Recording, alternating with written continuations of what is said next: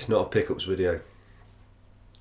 It's a video response to Paul Bradley, who is asking people what 10 games would they take on a desert island with them. So I'm not giving it too much thought. I've had a quick look around the room, selected a few titles, probably not quite what you're thinking, but there may be some familiar games.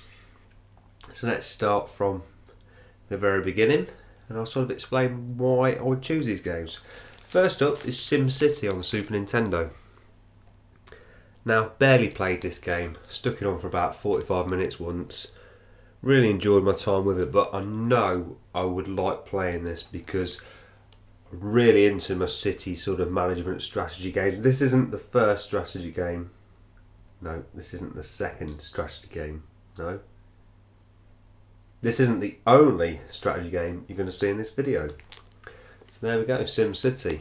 Very well regarded title, and a game that I shall at some point sink my teeth into.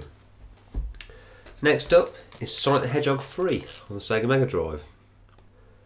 Now, another game I've hardly spent any time with. I used to play the single player, not the single player, the multiplayer quite a bit when I was younger, because it has that sort of split screen race mode, but other than that, don't know a lot about it. Watched a video this morning from 16-bit Brit Adam.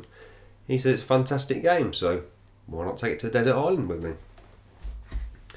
Next is for the Sega Saturn, and it's Darius Gayden. So the first shooter, but not the last. And this is a really interesting game. I love the graphical style. You can sort of choose different routes as you progress through the game. Goes to different levels. It's got that replayability, and it's just a really colourful and fun game to stick on. So next is another strategy title, and it's Command & Conquer Red Alert on the PS1. And basically any Command & Conquer game, the possibilities are endless. When you're playing skirmish mode, it's just endless. I could have picked any in the series that I own, but just really compelling gameplay. Fantastic games, and this one especially. I mean, I know I'm on a desert island, but you know, it came with 2 discs and it was link up on the PlayStation. Good times to be had by all. So there we go, Command & Conquer Red Alert. So moving to something a little bit newer now, and really this sort of game, I do like these sort of games, and it was a toss up between quite a few titles, as you'll see, but the one I did go with eventually was Forza Motorsport 3. Great racing game, you know, really realistic, tons of cars, tons of events, hundreds and hundreds of hours of fun. Can't really go wrong, and that's why it's on my list. So, very much a familiar face, and a game I don't think I could live without, and that is Sensible Soccer on Sega Mega Drive. Brilliant football game, always, you know, very much unpredictable, certainly when you play on the high difficulty levels. Real challenge, you know, you can set up your own teams, edit your players, all the rest of it, and it's just fantastic. It really is one of the greatest games of all time, so it was obviously going to be on my list.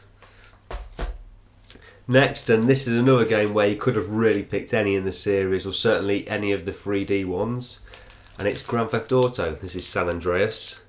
And strange enough, this is the one I've spent the least time with, and it's the most well regarded. But the beauty of Grand Theft Auto is that, yeah, there's the game, there's the story, there's the characters, there's all of that business, yeah. But when you get tired of all that, you can still run around the city, blowing up everyone, starting fights with the police, stealing all the cars, having massive pile-ups, seeing how many things you can blow up in one rocket launcher shot. It's, you know, it's just a playground of destruction, and as someone who enjoys games, you can't beat that. A bit of Grand Theft Auto, fantastic. So next game is a Dreamcast title, and one that I've pined for many months. Probably going to give it away to anybody who knows my channel, and it's Gunlord. Absolutely love this game. It's not perfect, but I like the music, I like the variety and levels, I like the atmosphere, I like the challenge. And I've been more than happy to sit there on the desert island, you know, those cold winter nights, with my Dreamcast, my arcade stick, and a spot of Gunlord. So now we're down to the last two. And so this game, everything about it to me just defies why the Sega Mega Drive was such an amazing system. And that game is Road Rash. Just brilliant. I could play this all night, complete it all the way through, and then a couple of days later could just play it all again and have just as much fun. It's just an absolutely phenomenal title, and everything, the music, the playability, the whole, very similar to like the Grand Theft Auto. The possibilities with this game were like something you hadn't really, or maybe if you'd imagined it but you didn't think it was ever going to happen. The fact it could beat other people up, you know, it was pretty crazy. And yeah, definitely one of my favourite games of all time. So last, certainly not least, probably no surprise whatsoever, it's a Neo Geo AES game, and of course it's Last Resort. I'll come back to this time and time and time again.